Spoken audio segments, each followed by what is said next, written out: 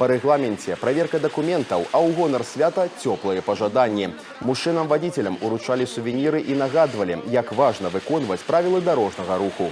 Едем поздравлять своих близких, пап, дядь, братьев, раздавать подарки тоже. Ну и сами, видите, получили. Неожиданно. И, пользуясь случаем, хотелось бы выразить огромное спасибо за подарки, за внимание и поздравить всех защитников Отечества, всех мужчин с праздником.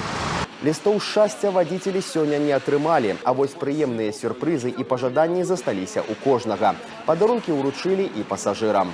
Сегодня, 23 февраля, в День защитника Отечества, сугубо женский экипаж госавтоинспекции традиционно, конечно же, поздравляет всех мужчин с этим праздником.